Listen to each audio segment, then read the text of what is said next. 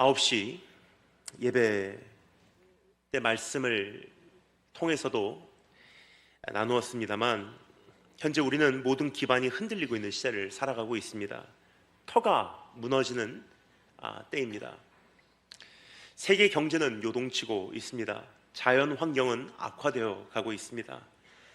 전쟁 소식은 끊이지 않으며 기근과 지진과 재해와 사건과 사고와 범죄는 날로 급증하고 있습니다.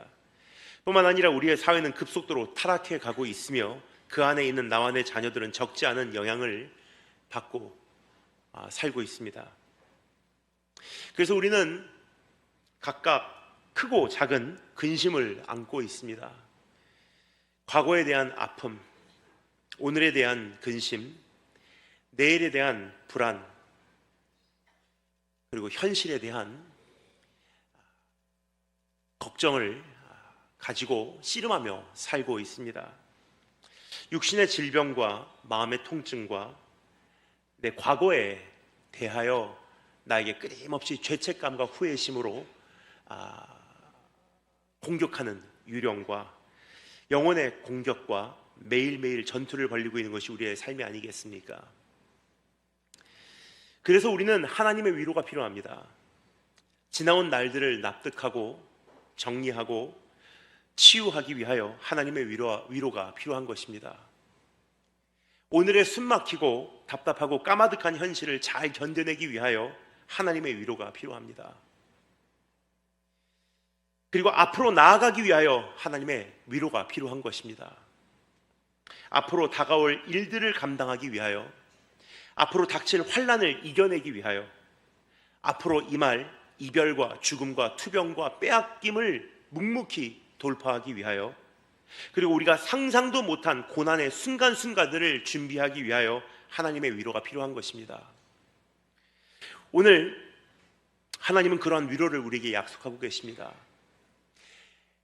하나님의 위로 없이는 살아올 수가 없었고, 하나님의 위로 없이는 오늘을 감당할 수 없고, 하나님의 위로 없이는 내일을 인내할 수 없기에 오늘 하나님의 위로를 다시 한번 가슴 벅차게 얻으시는 축복이 있기를 주님으로 축원드립니다. 그러한 위로를 갈망하십니까? 그러한 위로를 갈망하는 마음으로 오늘 다음과 같은 세 가지를 살펴보도록 하겠습니다. 첫 번째, 하나님의 위로의 범위. 두 번째, 하나님의 위로의 방법. 그리고 세 번째, 하나님의 위로의 도구입니다. 그럼 첫 번째, 하나님의 위로의 범위에 대해서 잠시 생각해 보도록 하겠습니다. 우리는 초대교회에 대하여 일반적으로 긍정적인 인상을 가지고 있습니다. 오늘날의 교회와는 너무나 다르다는 생각을 합니다. 그때 교회는 거룩했고 능력이 있었고 위대했다고 생각을 합니다. 하지만 고린도 교회는 도덕적인 문란함과 신학적인 무지함과 영적인 무질서함 등등으로 인하여 여러 가지 문제를 겪었습니다. 요즘 우리가 흔히 보고 듣고 접할 수 있는 불미스러운 일들과 매우 닮은 모습이었던 것입니다. 그러한 교회를 향하여 사도 바울은 강한 경책과 책망과 권면을 아끼지 않고 쏟아냈습니다. 이것이 바로 고린도 전서 내용이라고 이해하시면 되겠습니다. 이로부터 조금 시간이 지난 후 사도 바울은 또다시 붓을 잡아 교회를 향해 편지를 쓰게 됩니다. 그 이유는 고린도 교회가 사도 바울의 첫 번째 편지에 반응하여 죄를 저지른 자들을 이번에는 너무나 지나치게 경책하여 용서와 회복을 허용해 주지 않았기 때문입니다. 그래서 고린도 후서 2장에서 사도 바울은 죄인을 향한 용서에 대하여 이제는 고린도 교회에게 가르치기 시작합니다. 이렇게 기록되어 있죠. 너희는 그를 용서하고 이제는 위로할 것이니 저가 너무 많은 근심에 잠길까 두려워하노라. 그러니까 첫 번째는 너무 죄에 대해서 관대했던 것이 고린도 교회의 모습이었다면 사도 바울의 편지를 받고 이제는 죄에 대해서 지나치게 엄격하게 바뀐 거예요. 그래서 죄인을 용서를 하지 않았다는 것입니다. 은혜를 용납하지 않은 거예요. 그것에 대하여 사도 바울은 다시 한번 균형을 잡아주기 위하여 고린도 후서를 쓰게 된 것입니다. 그리스도 안에 있는 새 언약을 아직 잘 이해하지 못한 1세기 크리스찬들에게 꼭 필요한 교훈이 아니었나 생각이 됩니다. 복음의 엄격한 도덕적 요구와 회개하고 돌아온 영혼을 향한 하나님의 무한한 용서가 온전한 균형을 이루게 하는 것, 이것이 고린도 전서와 고린도 후서의 내용이라고 이해하시면 되겠습니다. 그러므로 고린도 후서 3장에서는 사도 바울은 새 언약에 대해서 정리해주고 있는 것을 우리가 보게 됩니다. 이러한 목적으로 고린도 후서라는 편지를 띄우게 된 사도 바울은 다음과 같이 막을 엽니다. 1절 말씀 제가 읽겠습니다. 하나님의 뜻으로 말미암아 그리스도 예수의 사도된 바울과 및 형제 디모데는 고린도에 있는 하나님의 교회와 또 온 아가야에 있는 모든 성도에게 라고 기록하고 있습니다. 우선 사도 바울이 자기 자신에 대하여 구체적으로 소개하는 부분에 우리는 시선이 끌립니다. 하나님의 뜻으로 말미암아 그리스도 예수의 사도된 바울이라고 자신을 소개하고 있죠. 이것은 베드로가 자신을 서신해서 소개하는 것과 너무나 대조됩니다. 베드로는 다음과 같이 자신을 소개하는 것을 우리가 볼 수가 있습니다. 예수 그리스도 사도 베드로는 누구누구에게 편지하노니, 예수 그리스도의 사도된 베드로는 누구누구에게 편지하노니 매우 간략해요. 자기에 대한 소개가 없습니다. 그냥 예수 그리스도의 사도된 베드로는 누구누구에게 편지하노니, 이게 사도 베드로가 보통 편지 쓸 때 사용했던 패턴이에요. 베드로는 자신에 대하여 변론하고 변호하고 자신의 사도로서의 정당성을 설명할 필요가 없었던 사람이기 때문입니다. 하지만 바울의 경우는 달랐습니다. 1세기 크리스찬들에게 있어서 바울은 예수 그리스도의 제자들의 원수요, 교회의 박해자였던 것입니다.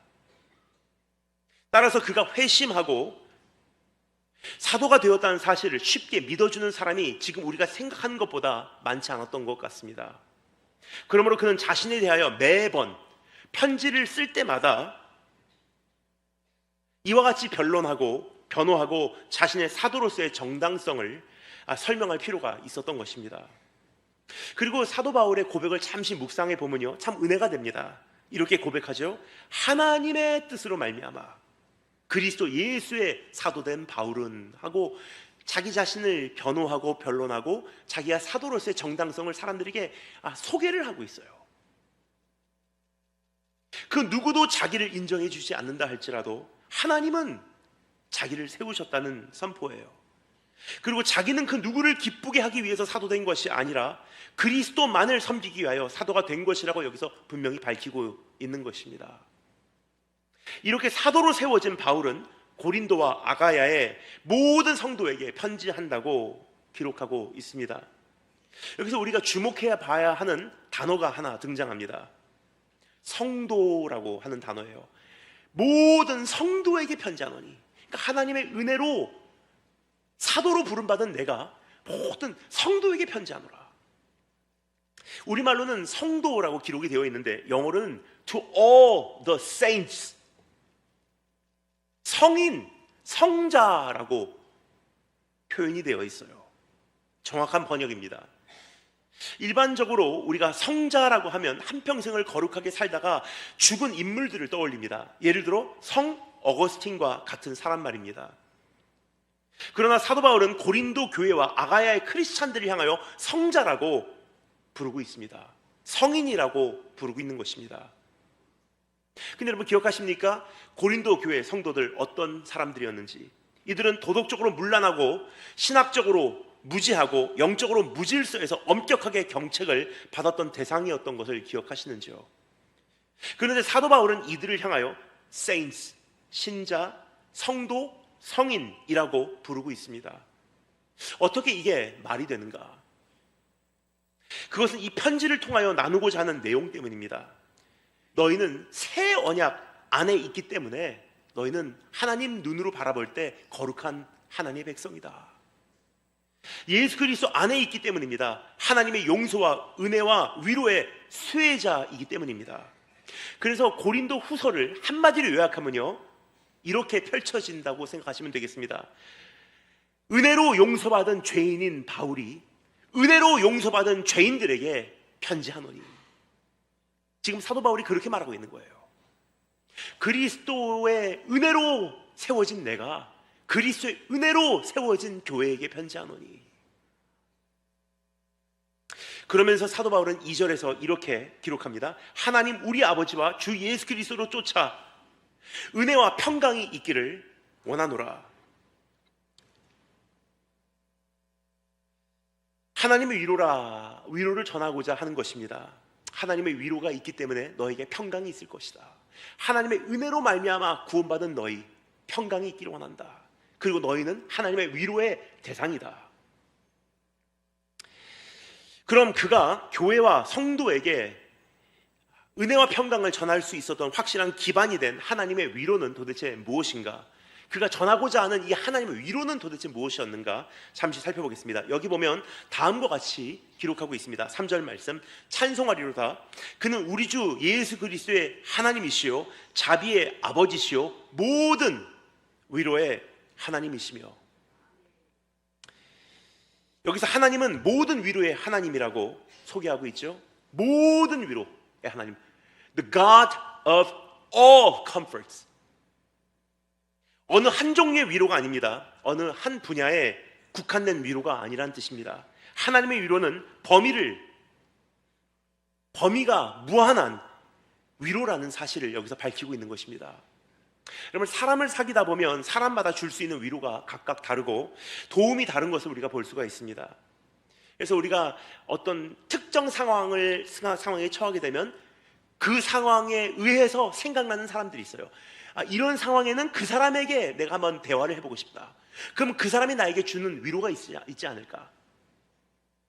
모든 상황에 똑같은 사람에게 달려가서 위로를 바라는 것이 아니라 각각 상황마다 우리에게 사람이 주는 위로가 다르기 때문이에요. 그런데 주님은 모든 위로의 하나님이라고 합니다. 모든 위로에 능한 분이란 뜻이에요. 여러분, 우리가 찾고 있는 위로가 바로 여기 있습니다. 저 사람에게 도움을 구할까? 이 사람에게 도움을 요청할까? 우리는 고민을 합니다. 근데 오늘 우리의 갖고 있는 현실의 문제가 무엇이든 간에 여기 답이 있다는 거예요. 경제적인 문제를 안고 계십니까? 자녀에 대한 고민을 가지고 계십니까? 진로에 대하여 염려하고 계십니까? 과거에 대해 후회하고 계십니까? 자신에 대하여 연민하고 계십니까? 오늘에 대하여 걱정하고 계십니까? 건강에 대하여 근심하고 계십니까? 직장에 대한 책임감에 눌려 계십니까? 사역에 대한 멍해를 가지고 계십니까? 가정에 대한 부담을 가지고 계십니까? 이별과 죽음에 대한 두려움에 시달리고 계시지는 않으신지요? 지난 상처로 인하여 형성된 그 끊임없는 긴장감 속에 살고 계시진 않으신지? 혹은 저지른 죄로 인하여 스스로 자책하고 계시진 않으신지? 뿐만 아니라 이제부터 다가오는 엄청난 시대를 향하여 얼마나 많은 일들이 있을까 두려움에 사로잡혀 계시지는 않으신지? 근데 사도 바울은 이렇게 말합니다. 이 모든 것을 향하여 너희 모든 문제를 주께 아뢰라. 그분은 모든 위로의 하나님이시라. 그러니까 사람마다 스페셜티가 있어요. 그러니까 나에게 주는 위로, 이 부분에선 저 사람에게 받고, 이 위로 저 사람에게 도움을 청하고, 이 부분은 여기서 내가 어떠한 상담을 하고, 저 사람에게는 저러한 어떠한 조언을 받고. 근데 오늘 여기서 이렇게 말합니다. 복잡하지 않다. 하나님은 모든 위로의 하나님이래요. 내가 가지고 있는 문제가 무엇이든 간에 관계없다는 거예요. 주님께 돌아오면 모든 해결책이 여기 있다는 거예요. 여러분, 내 문제에 대한 답을 먼 곳에서 찾지 마시기 바랍니다. 우리는 주님을 믿는다고 하지 않습니까? 왜 세상 요령을 사용하고 계십니까? 왜 자기 지혜를 동원하고 계십니까? 왜 사람을 의지하십니까? 왜 편법까지 하십니까? 모든 위로의 하나님께 이제는 아뢰시는 한 분 한 분 되시기를 주님으로 초청드립니다. 그래서 빌립보서 4장 6절에서 7절을 보면 이렇게 기록되어 있습니다. 아무것도 염려하지 말고 오직 모든 일에 기도와 간구로 너희 구할 것을 감사함으로 하나님께 아뢰라. 그리하면 모든 지각에 뛰어난 하나님의 평강이 그리스도 예수 안에서 너희 마음과 생각을 지키시리라. 그래서 여러분, 지나온 과거, 지금 살아가고 있는 현실, 다가오는 미래 관계없어요. 내적인 문제든 외적인 문제든 개인적인 문제든 가정적인 문제든 사회적인 문제든 우리가 가야 할 곳은 딱 한 군데예요. 모든 위로의 하나님 앞에 우리가 서슴없이 다 아뢰시는 축복이 있으기를 주님의 이름으로 축원드립니다. 그래서 지금 그 어떤 때보다도 기도해야 될 때가 아닌가 싶습니다. 목사님과 대화하다가 지난번에 오신 우크라이나 선교사님에 대한 이야기를 전해 듣고 참 저는 은혜가 되었습니다. 한국교회의 기도가 부족하다고 하셨죠. 정말 그런 것 같아요. 수년 전만 해도 기도원에 앉을 자리가 없이 꽉꽉 메워졌던 때가 있었던 것을 저는 확실하게 기억합니다. 근데 코로나가 끝나고 기도원을 다시 찾으니 이제 텅 비었더라고요. 얼마 전에만 해도 연말 새해만 되면 할머니, 할아버지, 엄마, 아빠, 이모, 삼촌, 형, 누나, 동생까지 함께 한 가족이 기도원으로 들어가서 3박 4일 동안 단식을 하든 금식을 하든 하나님께 우리 가정을 위탁하고 1년에 이제부터 다가오는 모든 일들을 주님 앞에서 준비하는 때를 가졌던 것 같습니다. 근데 그런 모습이 이제는 없는 것 같아요. 연말 신년을 맞이하여 해외여행을 가는 때가 되어버렸어요. 이제 우리는 한번 스스로 돌아보기를 원합니다. 내가 무슨 배짱으로 이 한 해를 살아가려고 하는가? 내가 무슨 배짱으로 다가오는 시대를 맞이하고자 하는가? 내가 무슨 배짱으로 내 자녀를 양육하려고 하는가? 참 무서운 시대 아닙니까? 그래서 오늘 하나님 앞에서 우리가 한 가지 결단하기를 원합니다. 하나님, 이제는 어떠한 내 수단과 방법을 동원하는 것이 아니고 내 지혜와 경험을 사용하는 것이 아니라 내가 하나님 앞에서 승부하겠습니다. 왜요? 하나님은 모든 위로의 하나님. 그러니까 하나님의 위로의 범위는요, 무한계라는 거예요. 하나님께서 우리를 도우실 수 있는 도우실 수 없는, 위로하실 수 없는 영역이 없다는 뜻이에요. 주제가 없다는 뜻입니다. 우리가 찾는 모든 질문에 답이 바로 여기 있다는 것입니다. 그래서 이번 수련회를 통해서 우리가 하나 되어 다시 한번 주님 앞에 무릎으로 나오신 축복이 있기를 주님으로 축원드립니다.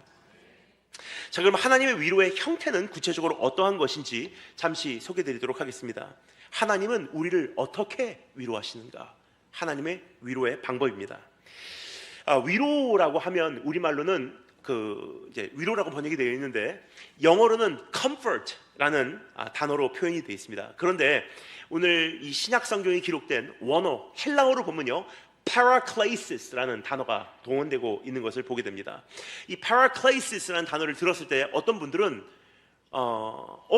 왠지 모르게 익숙하게 들리네 라고 생각하시는 분들도 계실 거예요. 왜냐하면 이 단어를 여러분께서 아마 요한복음 14장 16절에서 접하셨을 것이기 때문입니다. 주님께서 이렇게 말씀하셨죠. 내가 아버지께 구하겠으니 그가 성령님이 그러니까 아버지께서 또 다른 보혜사 파라클레이턴을 너에게 주사 영원토록 너희와 함께 있게 하시리니, 거기서 사용된 단어가 보혜사라는 단어를 일컬을 때 보혜사 성령님, the helper, paracleton 이란 단어예요. 똑같은 단어예요. paraclesis, 위로, paracleton, 우리를 도우시는 보혜사 성령님, 우리를 위로하시는 하나님. 우선 여기서 보혜사의 역할은 뭐라고 했죠? 우리와 함께 있는 것임을 알 수 있어요. 너희와 함께하게 하사. 내가 아버지께 구하겠으니 그가 또 다른 보혜사를 너에게 주사 영원토록 너희와 함께 있게 하시니. 그러니까 성령님의 역할은 무엇이냐? 우리를 어떻게 도우시냐? 우리와 함께 있음으로 우리를 도우신다는 거예요. 함께 한다고 하는 것은 동행하고 공감하고 측은히 여겨주신다는 뜻이 잘 표현되어 있습니다. 하나님의 위로의 역사는 우리의 마음을 만져주시는 과정부터 시작된다는 뜻이에요. 그러니까 우리를 어떻게 도우시냐? 우리를 어떻게 파라클레이시스 어떻게 위로하시냐? 함께 하심으로. 함께 하시기 때문에 공감하시고, 동행하시기 때문에 이해하시고. 정말 그런 것 같아요. 가끔 멀리서 선교 보고를 들으면요, 뭐가 그렇게 힘들까 하는 생각이 가끔 들 때가 있어요. 더 이런 상황에서도 인내하시면 되는데, 이런 상황에서도 이겨나가시면 되는데, 이런 상황에서도 사역을 이어가시면 되는데 하는 생각을 가끔 할 때가 있습니다. 그런데 가끔 그 선교지 현장을 방문해서 실제로 그 선교사님들과 일주일이라도 생활을 하잖아요. 그러면 공감을 하게 돼요. 야, 정말 힘드셨구나. 정말 힘드셨구나. 만만치 않구나. 성령님의 역할이 바로 그런 역할이라는 거예요. 우리와 함께하게 하사. 그러니까 함께 하시니까 참 힘들었지. 정말 숨 막혔지. 정말 외로웠지. 정말 답답했지. 우리와 동행해 주시고 우리의 입장을 이해해 주시고 우리를 측은히 여겨주신다는 뜻입니다. 그럴 수밖에 없었던 우리의 연약함을 불쌍히 여겨주시는 것입니다. 넘어질 수밖에 없었던 우리의 무지함을 긍휼히 여겨주시는 것입니다. 쓰러질 수밖에 없었던 우리의 부족함을 이해해 주시는 것입니다. 그러니까 사람이라는 존재는 그런 것 같아요. 자기가 가장 아팠던 상처로 결국은 거기에 묶이는 경우가 많은 것 같습니다. 예를 들어서 물질로 인해서 큰 상처가 있는 사람들은요, 결국은 물질에 연연하더라고요. 큰 어떠한 그 명예의 손상을 경험한 그 불명예의 상처가 있으신 분들은요, 명예에 대해서 굉장히 연연하시기 때문에 결국은 물질이면 물질이 우상이 되고요, 명예면 명예가 내 삶 속에 우선순위, 우상이 되는 경우가 참 많은 것 같아요. 집이 없었던 경험을 한 사람은 결국 집에 미련을 갖게 되는 것이고요, 가난에 아픔이 있는 사람은 그 물질에 대해서 굉장히 욕심을 갖는 경우를 자주 보게 됩니다. 근데 이것이 성경적으로는 좋은 게 아니에요. 죄입니다. 우상숭배예요. 하지만 우리가 일반적으로 그러한 내 모습을 떠올리면 하나님께서 나를 굉장히 미워하시고 정죄하실 거야라는 생각이 들 때가 있어요. 이렇게 물질에 연연하고, 이렇게 욕심을 챙기고, 이렇게 내가 나밖에 모르고, 이렇게 사람을 의지하고 외로움을 그토록 싫어하는 나, 그래서 누군가를 계속 옆에다 둘러는 나, 내 자녀를 우상 삼은 나, 내 사업을 우선 삼은 나, 그거 생각하면 하나님 앞에 우리가 참 많이 마음이 아파요. 이렇게 못난 인간을 하나님께서 나를 바라보시고 지금 어떻게 생각하실까? 근데 오늘 성령님께서 이해하세요. 뭐라고 하면 오늘 성령님께서 말씀하세요. 이렇게 하십니다. 내가 너와 동행하면서 네 입장을 이해한다. 얼마나 힘들었으면 그렇게 하겠니? 얼마나 그 순간적으로 너무 당황되고 네 마음에 깊이, 영혼에 깊이 파인 상처로 그것이 남았다면 네가 그렇게 하겠니?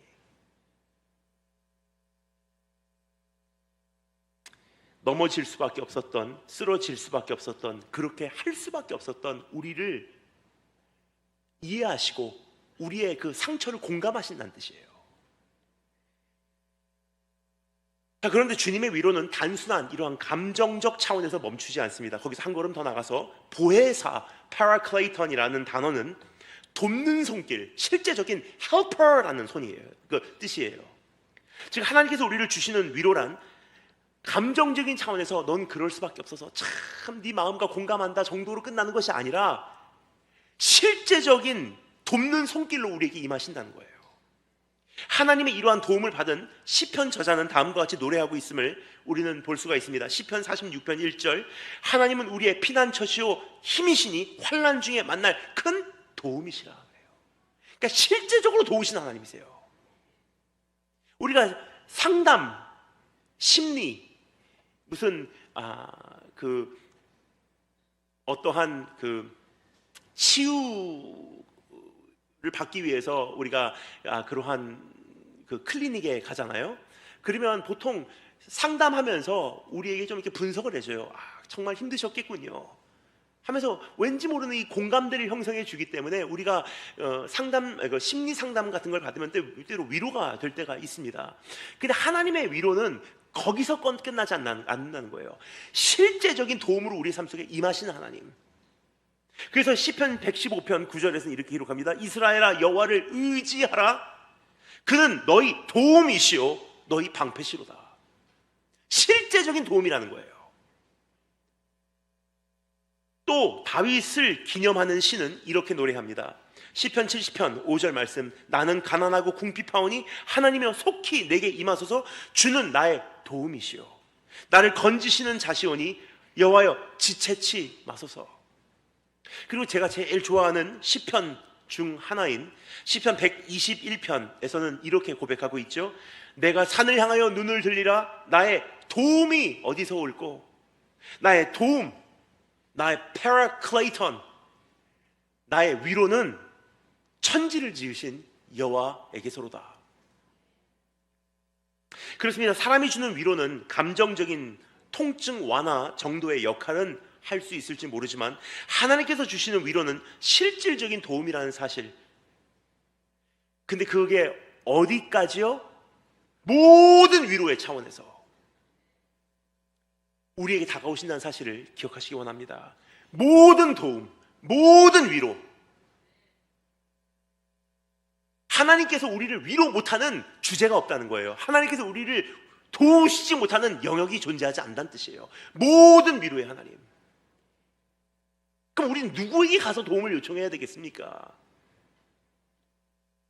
그래서 환난 가운데도 우리는 은혜와 평강을 누릴 수 있는 거예요. 하나님이 우리와 함께 계시다면. 왜요? 하나님은 모든 위로의 하나님이기 때문에 어떠한 환난과 어려움 가운데에도 우리는 은혜와 평강을 누릴 수 있어서 사도 바울이 이렇게 말하고 있는 것입니다. 그 하나님의 위로와 평강이 너에게 있을지어다. 시편 50편 15절 말씀. 그래서 하나님은 말씀하십니다. 환난 날에 나를 부르라. 내가 너를 건지리니, 내가 너를 도우리니 네가 나를 영화롭게 하리로다. 더 나아가 주님의 위로는 다른 면도 존재한다는 사실을 여기서 지적하고 싶습니다. 주님은 나를 파라클레이톤, 동행하시고 공감하시고 측은히 여기시고 그리고 실제적으로 도우시는 손길이기도 하지만 동시에 여기서 또 하나의 단어가 소개됩니다.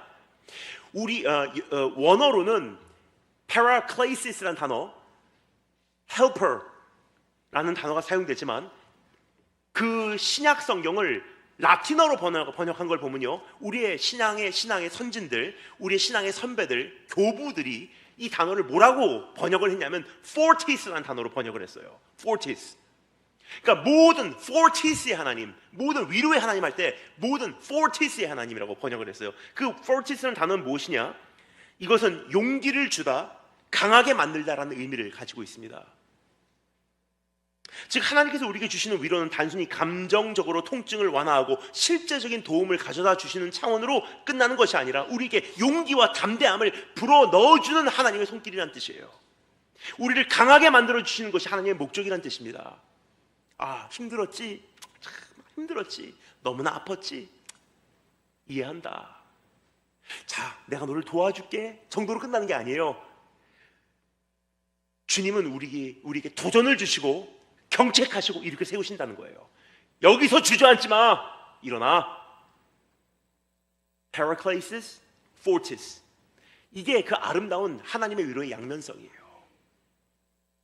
사람에게는 이러한 양면성이 필요합니다. 따뜻함과 엄격함의 균형이 필요한 것입니다. 은혜와 채찍이 둘 다 필요한 것입니다. 그래야 바로 설 수 있기 때문이에요.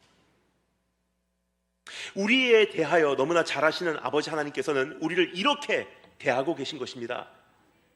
너는 그렇게 할 수밖에 없었지? 다 안다, 잘한다, 이해한다, 공감한다. 참 힘들었겠구나. 네 나름대로 참 외로웠겠구나. 네 나름대로 참 숨막히는 그 과정 참 잘 견뎠다. 참 잘했다. 자랑스럽다. 그런데 이제는 일어나야지. 이제는 정리해야지. 이제는 앞으로 나가야지. 언제까지 이대로 있을 수는 없지 않느냐. 또 한 번의 성장을 위하여 일어나라. 또 한 번의 성화를 위하여 달려가자. 이제 마지막 경주의 완주를 위하여 힘을 내자. 용기를 내어라. 담대하라. 주저앉은 자리에서 이제 일어나라. 언제까지 주저앉아 있느냐? 언제까지 쉬려고 하느냐? 언제까지 낭망하려고 하느냐? 다시 일어날 때다. 다시 시작할 때다. 이것이 fortis라는 단어예요. 그러니까 하나님께서 우리에게 다가오시는 방법, 힘들었지. 하지만 때로는 채찍으로 때리세요. 일어나. 용기를 불어넣어주다. 담대함을 불어넣어주다. 이러한 밸런스가 하나님의 모든 위로 안에 내포되어 있는 것입니다. 이것이야말로 그리스도 예수 안에 있는 새 언약의 소유자들만이 누릴 수 있는 특권이에요. 죄인 이젠 용서해라. 하지만 죄를 저질렀어? 엄격하게 경책하는 거예요. 하지만 경책한 후에 어마어마한 위로와 용서가 있어요. 이게 하나님의 은혜예요. 그것이 고린도전서와 고린도후서의 내용의 밸런스예요. 오늘 그러한 그 하나님의 손길이 우리 안에 다시 한번 이 더듬어지고 지나온 날들 한번 돌아보시기 바랍니다. 위로만 있어도 사람이 바로 서지 못하더라고요. 근데 경책만 있어도 사람이 바로 서지 못하더라고요. 제가 가만히 생각해 보면 제 그 고등학교 시절에 제 코치 생각이 납니다. 제가 중학교 1학년부터 고3까지 약 6년간 저희 학교 농구부에서 뛰었습니다. 제 포지션이 파워 포워드였었어요. 비록 그 남들보다 농구 선수들만큼 키가 크진 않지만 제 몸집으로 싸우는 역할이었습니다. 그래서 골대 밑에서 계속 리바운드를 잡는, 공이 슛이 안 들어가고 튕겨 나왔을 때 그 골을 잡아서 다시 한번 밖으로 패스해서 또 한 번의 기회를 우리 팀에게 이렇게 열어줄 수 있는 그 역할이 바로 제 포지션이었습니다. 그런데 골대 밑에서 제가 그 리바운드를 잡는 역할이었기 때문에 공이 튕겨 나올 때마다 공을 서로 잡으려고, 상대방 팀도 그 공 잡아야 되고 저도 잡아야 되기 때문에 얼마나 몸싸움이 심했는지. 그래서 제 몸에 한동안 성한 곳이 없었습니다. 무릎도 나가고 발목도 부러지고 코뼈도 나가고 이빨도 나갔습니다. 그러니까 이건 농구인지 미식축구인지 분간이 안 가더라고요. 몸싸움이 얼마나 심했는지. 그러니까 때로는 너무 힘드니까 주저앉을 때가 있어요. 이제는 더 이상 못하겠다. 근데 코치가 와서요, 아유 그래 힘들지, 아유 쉴래? 라고 말 안 해요. 코치가 뭐라고 하냐면 그까짓 거 가지고 일어나. 그 참 희한해요. 선수들은 그 목소리를 들으면 용기가 나기 시작해요. 이까짓 거 가지고 이건 아무것도 아니지 하고 불릴 때 일어나는 거예요. 그 시합이 끝나잖아요. 막 지쳐서 집에 오는 길에 여기도 쑤시고 여기도 아프고 여기도 멍들고 코치가 와서 막 등을 주물러주면서 잘했어. 그러면 사람이 다음엔 더 열심히 해야지 하는 생각이 들더라고요. 우리라는 존재가 바로 그런 존재예요. 근데 우리를 창조하신 하나님께서 우리를 잘 알고 계세요. 힘들었지. 그러나 언제까지 그 죄 안에 머물러서는 안 돼. 이제는 정리하고 포스트 코로나 새로운 시대를 맞이하자. 언제까지 쉬느냐? 언제까지 낙담하고 있느냐? 이해는 해. 근데 이젠 정리하자 그거. 너를 충분히 이해한다. 근데 언제까지 그 죄에서 허부적거릴 수는 없어. 이제 정리하고 그 무거운 죄짐을 내려버려라. 주님의 그 뜨거운 사랑의 말씀과 하지만 우리의 죄를 용납하시지 않은 하나님의 엄격함. 근데 한 가지 더 말씀드리기를 원합니다. 하나님의 위로는 또 한 가지 형태로 우리의 삶에 임합니다. 4절 말씀에 보면 우리말로 환난이라는 단어가 등장합니다. 이것은 원어로 thlipsei라는 단어인데 이 표현은 우리가 일반적으로 환난이라고 해석하고 이해하는 정도로 단순한 의미가 아닙니다. 환난 그러면 우리가 일반적으로 어떤 생각하죠? 힘든 상황, 자연재해라든지 어떠한 기근이라든지 어떠한 그 전쟁과 같은 것을 우리는 연상합니다. 근데 여기서 말하는 고난은 환난과 같다고 이야기를 해요. 근데 이 고난에 대해서 환난이라는 단어를 쓰는데 슬립세이라는 단어를 동원합니다. 즉, 이 슬립세이라는 단어는 무슨 뜻이냐? 우리가 당하는 환난에 대해서 구체적으로 어떤 설명을 하냐? 점진적으로 지속적으로 가중되어 가고 있는 상태를 말하고 있는 거예요. 고난이 점진적으로 지속적으로 가중되어 가고 있는 상태.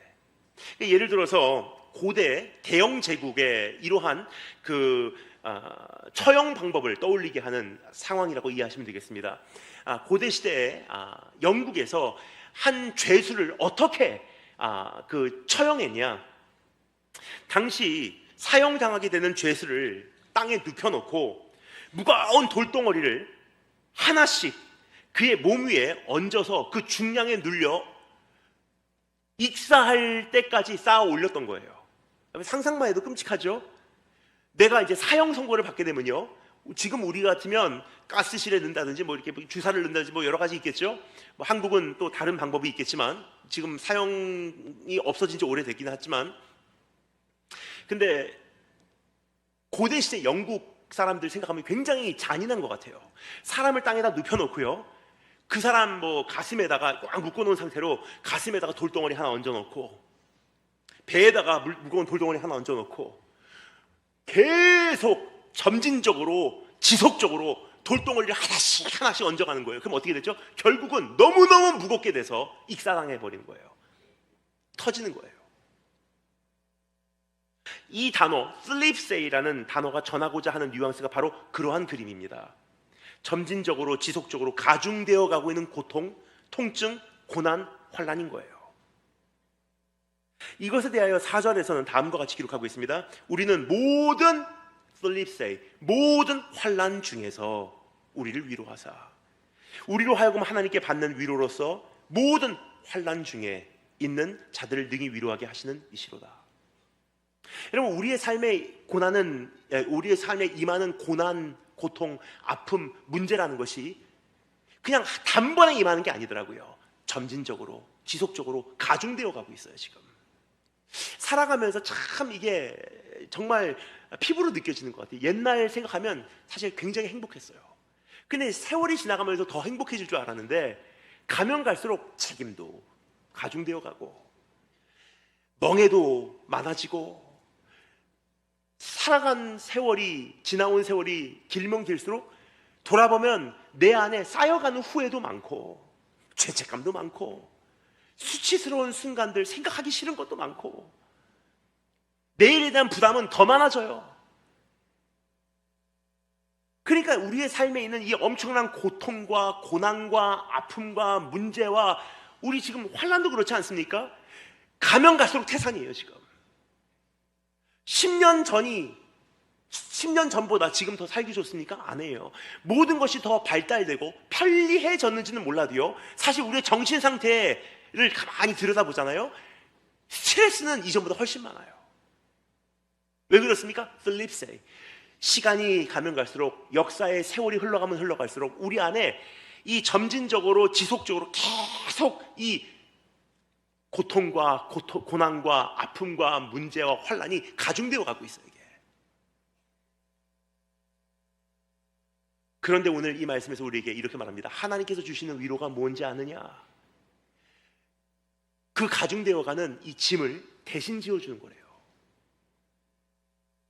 우리의 모든 환난 중에서 우리를 위로하사, 즉 계속 짐이 무거워지는데 하나님이 우리를 어떻게 위로하시냐? 대신 짊어주신다는 거예요. 더 이상 무겁지 않게 하신다는 거예요. 여러분, 이거야말로 나이를 역류하는 역사가 아닌가 생각이 돼요. 뭐냐? 세월이 가면 갈수록 점점 고민하는 게 많아지는데, 후회하는 게 많아지는데, 세월이 지나면서 나이가 들면서 오히려 예수 안에 있는 우리는 내일에 대한 근심이 점점 덜해지고 욕심도 덜해지고, 지나온 날들의 후회심은 씻어서 없어져 버리고 가면 갈수록 몸이 가벼워진다는 뜻이에요. 이것이 크리스찬의 특권입니다. 우리의 짐을 가볍게 하신다는 뜻입니다. 대신 짊어 주신다는 뜻입니다. 현재 우리를 짓누르고 있는 산더미와 같은 고난을 헤쳐나가게 해 주신다는 뜻입니다. 이것이 하나님의 위로예요. 마태복음 11장 28절부터 30절에서 그래서 예수님께서 직접 우리를 이렇게 초청하지 않으셨습니까? 수고하고 무거운 짐진 자들아 다 내게로 오라. 내가 너희를 쉬게 하리라. 나는 마음이 온유하고 겸손하니 나의 멍에를 메고 나에게 배우라. 그리하면 너희 마음이 쉼을 얻으리니 이는 내 멍에는 쉽고 내 짐은 가벼움이라. 하나님의 위로 참 아름답죠? 공감해 주시고 우리를 측은히 여겨주시고 이해해 주시고 우리의 상황을 완전히 알아주세요.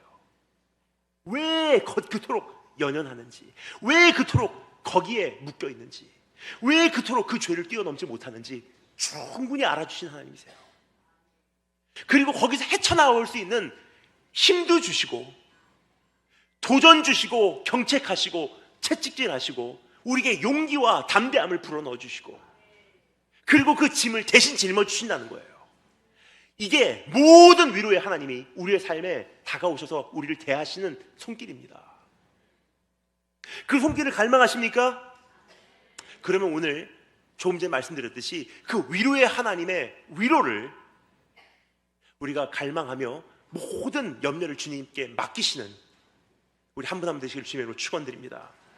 자, 그럼 마지막으로 주님께서 우리를 위로하시기 위하여 주로 사용하시는 그 위로의 도구에 대하여 잠시 살펴보도록 하겠습니다. 하나님의 위로의 도구, 하나님께 사용하시는 위로의 도구에 대하여 4절 말씀은 다음과 같이 소개하고 있습니다. 우리의 모든 환난 중에서 우리를 위로하사 뭐라고요? 우리로 하여금 하나님께 받은 위로로서 모든 환난 중에 있는 다른 사람들을 능히 위로하게 하시는도다. 여기 보면 다음과 같이 사도 바울은 정리해주고 있습니다. 하나님께 받은 위로로서 모든 환난 중에 있는 자들을 능히 위로하게 하시는 이시로다. 즉 하나님은 어떤 사람을 위로하심으로 또 그 사람이 다른 사람을 위로하게 하시는 도구로 사용하신다는 거예요. 내 상처를 치유하심으로 나를 통해서 또 나와 똑같은 상처 있는 사람을 치유하시는 도구를 사용하신다는 거예요. 사도 바울은 이것을 개인의 삶에서도 수도 없이 경험하며 잘 알고 있었습니다. 그래서 그는 5절부터 6절에서 말합니다. 그리스도의 고난이 우리에게 넘친 것 같이 우리의 위로도 그리스도로 말미암아 넘치는도다. 우리가 환난 받는 것도 너희의 위로와 구원을 위함이요 혹 위로받는 것도 너희의 위로를 위함이니 이 위로가 너희 속에서 역사하여 우리가 받은 것 같은 고난을 너희도 견디게 하리라. 무슨 뜻이냐? 사도 바울의 삶을 가만히 자신이 묵상해 보니까 예수 그리스도의 고난에 본인이 동참함으로 고난을 받으니까 오히려 자기가 더 경건해지고 더 하나님 의지하고 영적으로 날카로워지니까 누가 도움을 받냐? 나를 통해서 사역을 받는 그 사역의 대상인 교회들이 유익한 거예요. 그러니까 나는 하나님께 연단되고 내가 하나님께 받은 위로를 그 위로를 전하니까 교회가 위로를 받게 된다는 거예요. 그러니까 사도 바울이 생각할 때 이게 참 기가 막힌 진리다. 내가 받는 고난이 나로 끝나는 것이 아니라 내가 받는 위로가 여기서 끝나는 것이 아니라 나를 통해서 참 많은 사람들에게 위로를 주고 있구나. 사도 바울의 논리는 다음과 같습니다. 그가 예수 그리스도의 고난에 동참하였으니 그는 예수 그리스도의 위로에도 동참할 수가 있었다. 이로 인하여 그는 고린도와 아가야의 성도들을 더 잘 섬길 수가 있는 훌륭한 사역자로 준비될 수가 있었다. 하나님을 더 깊이 만날 수 있었고 복음을 더 깊이 체험할 수 있었고 그 나라의 더 크고 비밀한 것들을 깨달을 수 있었기 때문이다. 따라서 자신이 고난받는 것도 위로받는 것도 모두 사랑하는 성도들을 위한 것이라 라고 지금 말하고 있는 거예요. 여러분, 이것이 하나님께서 일하시는 방법이에요. 절대로 무의미한 고난은 우리 삶 속에 없는 것입니다. 오늘 우리의 눈물은 오늘 우리가 홀로 조용히 흘리는 눈물은 내일 그 누군가를 위로할 눈물이 되는 것입니다. 오늘 우리의 아픔은 내일 그들을 싸매어줄 도구가 되는 것입니다. 오늘 우리의 밤을 지새우는 근심은 내일 그 누군가에게 소망을 선포할 나팔이 되는 것입니다. 오늘 우리의 가슴 시리는 고독함은 내일 그 누군가를 예수로 채울 손길이 되는 것입니다. 그리고 오늘 우리의 가난함은 내일 누군가의 궁핍함을 위로할 능력이 되는 것입니다. 그래서 저는 오늘 여러분께 몇 가지 부탁을 드리며 말씀을 이제 정리하고 싶습니다. 첫째로, 오늘의 고난으로 인하여 여러분 침몰되지 마시고 하나님의 위로를 기대하시기 바랍니다. 내가 오늘 현실을 보고 내일을 바라보니까 참 이게 근심이 돼요. 오늘 특별히 오전 예배 9시 예배 들으신 분들은 제가 처음에 나눈 이 몇 가지를 들으시고 충격을 받으시고 근심하신 분들 계실 거예요. 이제는 정말 끝이구나, 희망이 없구나, 그냥 죽어야 하나, 그렇게 근심하신 분들 계실 거예요. 근데 여러분 기억하시기 바랍니다. 모든 위로의 하나님은 우리와 함께 계세요. 주님께서 말씀하시지 않았습니까? 볼지어다 세상 끝날까지 내가 너희와 함께하리라. 그러니까 상황이 어떻게 변하는지 별로 중요하지 않다는 거예요. 그 상황에 맞게, 그 시대에 맞게 도우신 하나님의 손길은 우리와 동행하신다는 것입니다. 하나님은 우리를 세상 끝날까지 위로하신다고 말씀하십니다. 우리의 모든 환난 중에서 우리를 위로하사 우리로 하여금 하나님께 받은 위로로서 모든 환난 중에 있는 자들을 능히 위로하게 하시는 하나님이시라. 모든 위로의 하나님. 그래서 오늘 어떠한 고난과 고통과 다가오는 환난으로 인해서 근심과 걱정 가운데 푹 침몰되지 마시고 오늘 여기서 위로를 받고 일어나시는 축복의 주님으로 축원드립니다. 두 번째로, 하나님께서 오늘 나에게 위로로 보내신 사람들을 알아보시기 바라요. 그러니까 하나님이 누군가를 위로한 다음에 그 사람을 통해서 하나님은 나를 위로하시기 위해서 그 사람을 보내시는 경우가 참 많아요. 그러니까 하나님은 사람을 통해서 위로하시는 분이세요. 그러니까 오늘 내가 겪는 고난도 언제가 남을 위한 위로의 도구인 거예요.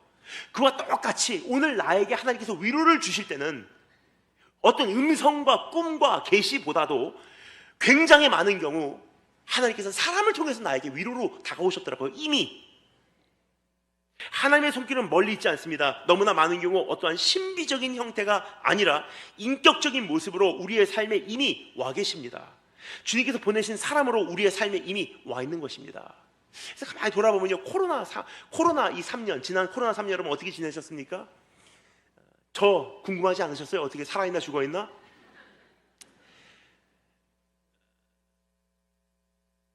하나님의 은혜로 지냈어요. 근데 참 감사한 것은요, 기도할 때나 예배 드릴 때 하나님께서 저에게 어떠한 마음의 위로를 주시는 것도 있지만 코로나 3, 4년 동안 하나님께서 저에게 어떻게 위로를 주셨냐? 사람을 통해서 생각지도 못한 도움의 손길들, 끊임없이 사람을 통해서 말로 위로 주시고 물질로 위로를 주시고 사람을 옆에 붙여주셔서 동행하게 하심으로 위로를 주시고.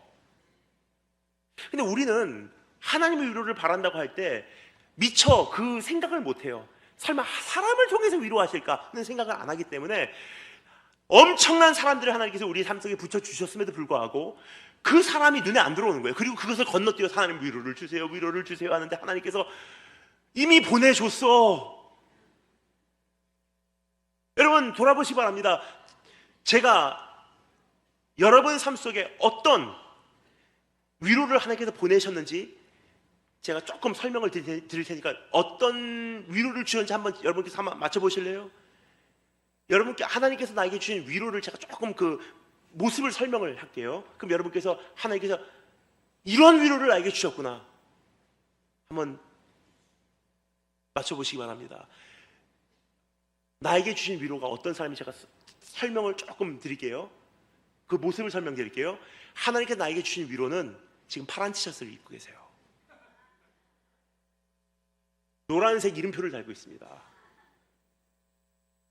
그게 내 삶 속에 주신 위로들이에요. 우리는 여전히 하나님 나에게 위로를 주세요 하면서 무슨 음성으로 주시지 않을까, 무슨 어떠한 환상으로 주시지 않을까 꿈을 꾸는데, 하나님이 주시는 위로는 그런 신비주의적인 것보다도 굉장히 많은 경우 실제적인 인격체를 우리에게 이미 심어놓으셨어요. 나와 함께한 자들. 이런 그 비유를 옛날에 미국에서 들은 적이 있습니다. 우리 다 들어본 적이 있으실 거예요. 이번에도 한국에 홍수가 참 심했는데 이제 이런 비유를 제가 들은 적이 있습니다. 홍수가 났습니다. 집이 다 침몰됐어요. 지붕만 남은 거예요. 그래서 어떤 사람이 지붕 위에 올라가서 하나님께 기도합니다. 하나님, 나에게 도움을 주세요. 나를 살려주세요. 하늘을 향해서 외치기 시작합니다. 하나님 살아계시다면 나에게 도움을 주세요. 기도하는데 막 쥐야 부르짖고 기도하는데 거기서 갑자기 사람 소리가 들려요. 저기요. 눈을 뜨고 보니까 어떤 사람이 모터보트를 타고 와서 빨리 또 올라타세요. 근데 이 사람이 그 사람한테 이야기를 합니다. 지금 기도하는데 방해하지 마세요. 하나님, 나에게 도움을 주세요. 한참을 더 기도하는데 하나님께 또 어떤 사람이 부르는 거예요. 저기요, 이제 곧 침몰됩니다. 제발 빨리 올라타세요. 그런데 지금 하나님께서 나에게 도움을 보내실 때까지 난 여기서 지킬 것입니다. 가세요 하고 막 주여 외치고 기도하고 있어요. 또 기도하는데 이번에 어떤 사람이 또 부릅니다. 저기요, 이제 진짜 끝이 왔어요. 올라타세요. 그런데 이 사람이 화를 내요. 정말 하나님께서 나에게 위로를 주실 때까지, 하나님께서 나에게 도움을 주실 때까지 난 여기서 움직이지 않을 것입니다. 하나님의 그 도심의 손길을 난 경험할 것입니다 하고 쥐야 외치다가 결국은 침몰돼서 죽었어요. 그 사람이 눈을 뜨니까 천국이에요. 근데 천국 가자마자 그 사람이 하나님께 따졌어요. 하나님, 내가 그토록 하나님께 도움을 바라고 기도했건만 왜 나에게 도움을 주지 않았습니까? 하나님께서 너무나 당황하시며 그에게 말씀하신 내용, 모타보트 3대 보냈어. 하나님께서 우리에게 다가오실 때 우리는 굉장히 비현실적인 걸 굉장히 많이 생각해요. 물론 그렇게 역사하실 때도 굉장히 많습니다. 하지만 일반적으로 이미 우리 삶 속에 어떻게 와 계시냐? 사람을 통해서. 그래서 이번에 우리가 이 말씀을 통해서 다시 한번 내 삶 속에 이미 주신 위로들, 그것을 눈을 열고 한번 찾아보세요. 아, 코로나 사면 이 사람 때문에 견뎠었구나. 내 인생 정말 죽을 뻔했는데 이분 때문에 내가 그래도 그나마 이 모습으로 내가 하나님 앞에 서 있구나. 그 사업에서 완전히 좌절할 뻔했는데 하나님께서 보내신 사람이 있었구나. 그것을 보는 게 하나님의 위로를 발견하는 기회예요. 그 위로를 발견하는 것이 은혜의 감격의 회복이에요. 하나님께서 계셨구나. 하나님께서 저기 계신 줄 알고 왜 나를 찾아오시지 않으신가 했더니 그때 발견하는 순간 깨닫게 되는 것, 고백하게 되는 것은 무엇입니까? 하나님께서 여기 계셨건을 난 알지 못하였도다. 세 번째, 마지막으로 여러분께 도전드립니다. 하나님의 위로를 경험하신 적이 있으시다면 이제는 언제까지나 주저앉아 계시지 마시고 이제는 일어나셔서 다른 이들을 위로하러 나가시기 바랍니다. 이 포스트 코로나 시대에 우리가 하나 되어 할 일이 하나 있어요. 인천 지역에 굉장히 힘드신 분들이 많아요. 사기당하신 분들, 독거, 노인, 할머니, 할아버지들, 연탄 한 장 없어서 다가오는 이 겨울 어떻게 나실지 저는 참 가슴 아파요. 이번 폭염 어떻게 감당하고 계신가? 저는 현재 인천 송도에 살고 있습니다. 송도에 살다가 정말 가슴 답답하고 억울할 때가 있어요. 왜냐? 송도라고 하는 지역은요, 버블이에요. 비현실적인 거품입니다. 그래서 송도에 살다 보면은 송도 밖에 있는 사람들이 어떻게 사는지 잘 안 보일 때가 있어요. 그래서 가끔 너무나 답답해서 인천시청을 비롯해서 구청들에게 찾아가서 정말 힘들게 살고 계신 할머니, 할아버지 명단 좀 달라고 제가 돕고 싶어서 안 주더라고요. 왜냐? 개인 정보기 때문에 그것을 내보낼 수 없다는 거예요.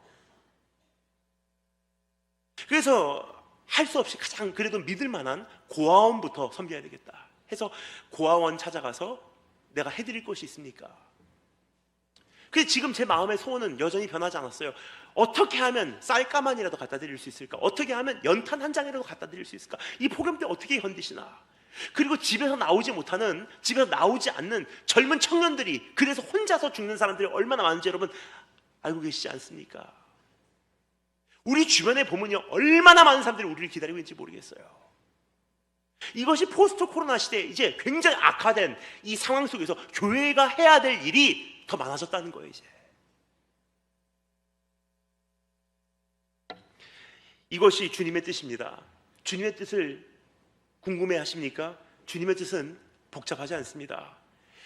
모든 위로의 하나님을 내가 경험하고 그 환난의 짐을 주님께서 대신 지셨으니 우리를 위로하시면 뭐라고요? 우리로 하여금 다른 사람에게 위로를 주게 하심이라. 주님은 우리를 통하여 수많은 이들을 위로하기를 원하시고 계십니다.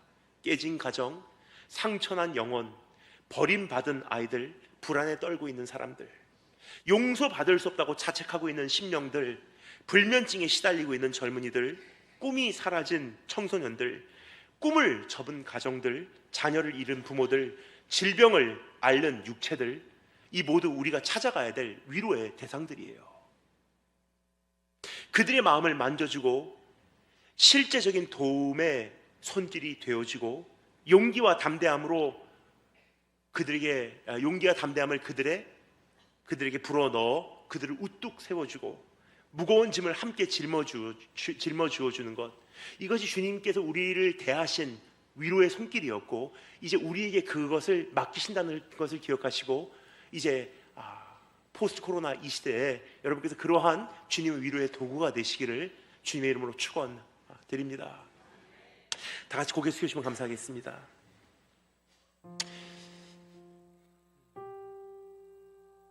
우리 찬양팀 올라오시고 우리 목사님 올라오셔서 인도해 주실 때까지 잠시 한 가지만 놓고 우리 결단하며 기도하도록 하겠습니다. 함께 기도할 때 이렇게 기도했으면 좋겠습니다. 하나님, 위로의 하나님, 모든 위로의 하나님, 내 문제를 주님께 위탁합니다. 여기서 찾았고 저기서 찾았고 사람들에게 찾았습니다. 그러나 오늘 모든 위로의 하나님께 내 모든 문제를 아뢰입니다. 주님은 능히 나를 위로하실 줄 믿습니다. 공감해 주세요. 나를 치근히 여겨주세요. 내 마음을 헤아려 주세요. 그리고 주님, 실제적인 도움으로 나를 도와주세요. 그리고 하나님, 나에게 용기와 담대함을 불어넣어 주세요. 정리할 죄 있으면 정리시켜 주세요. 그리고 하나님, 극복해야 될 문제 있으면 나에게 인내심을 허락해 주세요.